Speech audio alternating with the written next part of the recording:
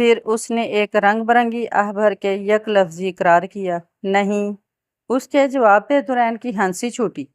وہ منہ چھپانے کو جھکی اور زمین پہ پڑی نمولیاں چننے لگی۔ تو پھر ہماری عزت کا خیال رکھ لیا کر۔ چچی بیچاری اسے تادیر گھورنے کے بعد اس کے سوا اور کیا کہہ سکتی تھیں۔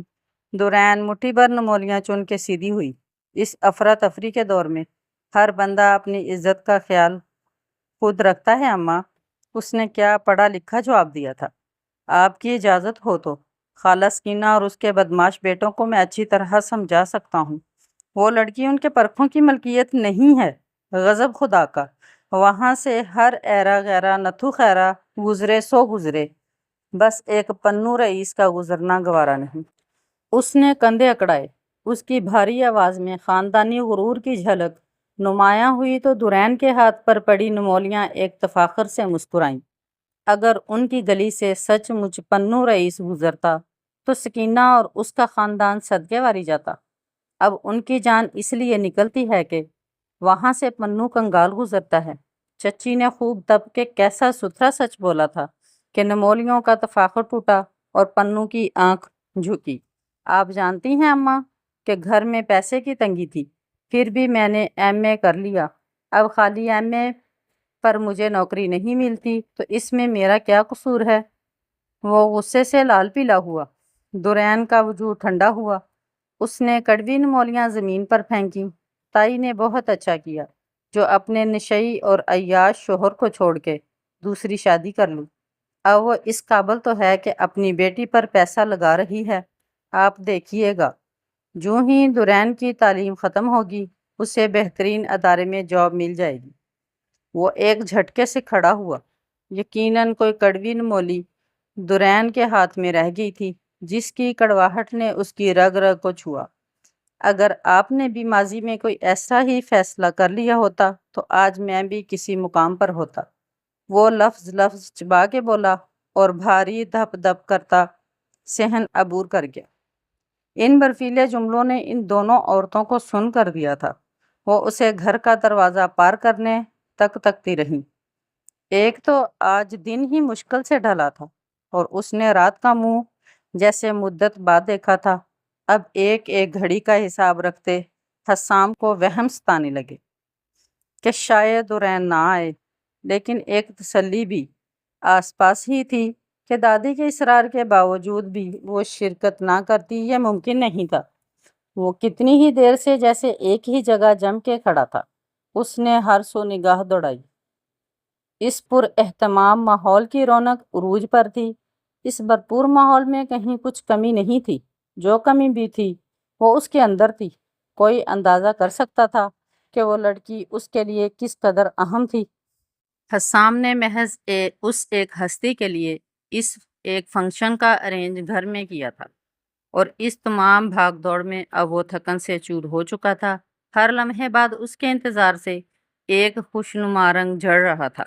اس نے برآمدے کی دیوار کے ساتھ ٹنگے کشادہ آئینے میں اپنی تیاری پر تنقیدی نگاہ ڈالی اور پھر ہاتھ میں موجود ٹیشو سے لپسٹک کا بھی صفایا کر دیا۔ اب ٹھیک ہے نا؟ وہ جیسے کسی سے مخاطب ہوئی۔ یہ اس کی پرانی عادت تھی۔ وہ آغاز میں جس سج دھج سے تیار ہوتی تو جانے سے قبل اس ہار سنگھار کا نام و نشان بھی مٹ چکا ہوتا۔ وہ چھوٹے قدموں سے چلتی صحن میں آئی تو امان والا کے در و دیوار سے پھوٹتی جدید لائٹنگ میں نہا گئی۔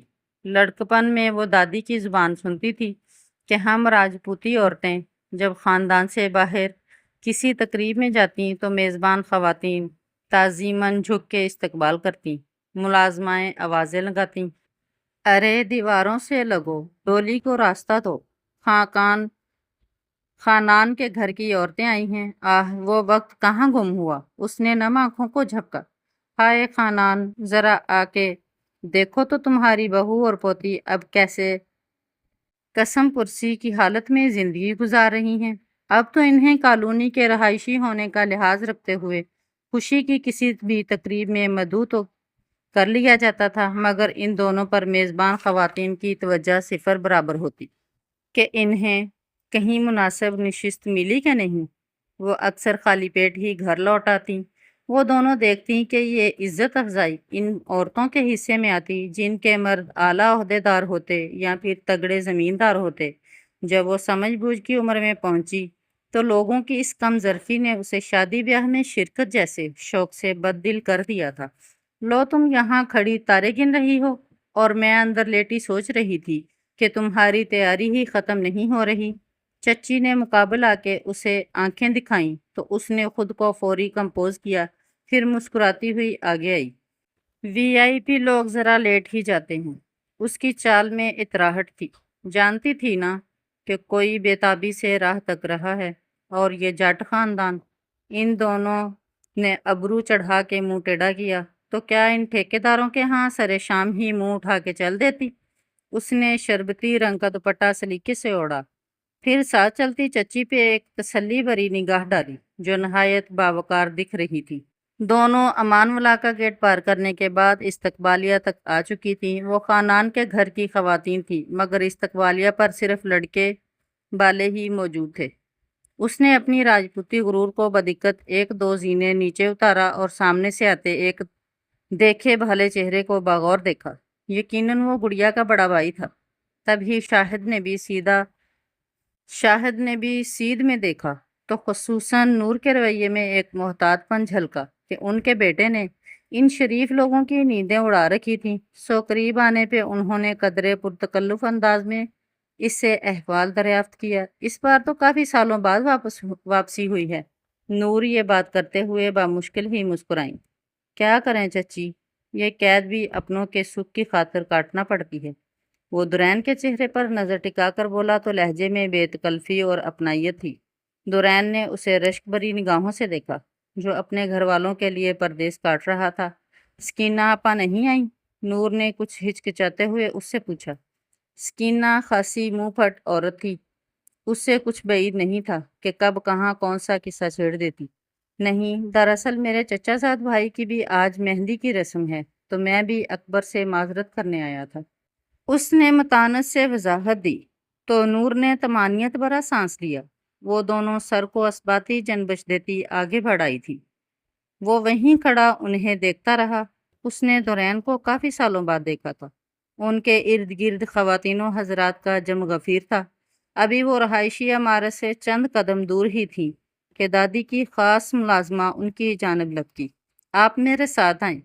اور اگلا منظر دورین کو حیرت زدہ کر رہا تھا جب دادی عورتوں کا جلوس ہمراہ لیے ان کے استقبال کو آگے آئیں۔ دورین پرتشکر سا مسکرائی۔ ان کے حالات کے برعکس استقبال کی یہ رسم دادی کسی بھلے وقت کو یاد کر کے نبھا رہی تھی، اور یہ بناوٹ نہیں محبت تھی۔ جیسے اس لڑکی کی آنکھوں میں امٹتی نمی محض پانی نہیں تھا، ایک گہرا رنج تھا۔ تاہم انہیں چائے پانی بھی نہایت خصوصیت کے ساتھ پیش کیا گیا۔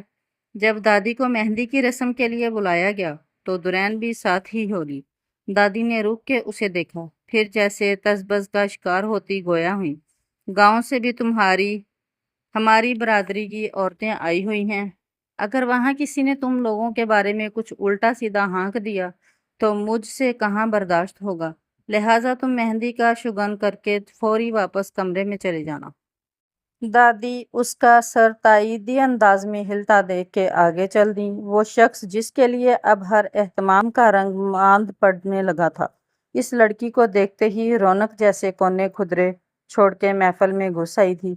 دورین نے دور سے ہی اس کی خفگی بھانپ لی تھی۔ اسٹیج سے مووی لائٹس کے گم ہوتے ہی دورین نے اکبر کو مبارکباد دینے کے ساتھ ہی مہندی کا شگن کیا تو اگلے لمحے حسام اس کے پہلو میں آ رکا۔ سارے پیسے جوتوں پر ختم کرنے کی کیا ضرورت تھی؟ اس کی سنجیدہ آواز کان کے پاس سے ابھری تو وہ اچھی خاصی تلملاہٹ کا شکار ہوئی۔ وہ اسے سادہ سے حلیے میں دیکھ کے جی جان سے کلس رہا تھا، اور واقعی دورین نے اس شادی کے لیے بس لش پش جوتے ہی خریدے تھے۔ دورین نے اسے تیکھی نگاہ سے گھورا جو صوفے کے ہتھے پر چڑھا بیٹھا تھا۔ کیونکہ لوگ ہمارے جوتے ہی دیکھتے ہیں۔ وہ اسے منہ چڑھاتی وہاں سے کھسک لی۔ وہ بادل ناخواستہ اندر چلی آئی۔ تو کیا ہم چچا سے دشمنی مول لے کر محض کمرے میں بیٹھنے آئی ہیں؟ چند منٹ گزرنے کے بعد اکتاہٹ سے منہ سورتے ہوئے وہ منمنائی۔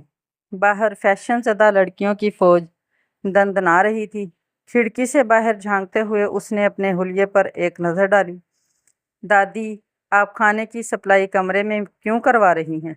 हस्साम की हैरतज़दा आवाज़ सुन के उसके कान खड़े हुए। वो खिड़की को छोड़ के वापस अपनी नशिस्त पर आई। अंदर दादी की खास मेहमान बैठी हैं। गुड्डी की मुस्कुराती आवाज़ में एहतराम था। लेकिन दादी, बाहर कैटरिंग अरेंजमेंट में कौन सी कमी है? हस्साम की झंझलाई हुई आवाज़ में हैरत की आमेज़श थी। दुरैन की उकताहट अचानक रफू चक्कर हुई। अरे भई, सारा ज़माना बाहर ही खाएगा। बस मेरी चंद मेहमान हैं, या फिर दुरैन और नूर, जिनके लिए अंदर खाना लगाया जा रहा है। दादी ने सहूलत से बात ख़त्म की। हस्साम के हलक में जैसे पत्थर अटका। अंदर बैठी इस लड़की के दिल में ठंड सी उतरी। तभी दादी के साथ उनकी हम उम्र ख़वातीन अंदर आईं तो वो भी बीबियाँ बच्ची बन के बैठ गई। बाहर खड़ा हस्साम अंगारों पर लौट रहा था कि एक तो मोहतरमा इतनी देर से आई, दूसरे अब पर्दादार बन के कमरे में छुपी बैठी हैं। अम्मा ने तो हद ही कर दी। हम कहाँ की पर्दादार थीं? चच्ची ने शर्मसार होते हुए उससे हल्की सी सरगोशी की, मगर दुरैन के चेहरे पर मुस्कुराहट शीरे की तरह चिपकी हुई थी।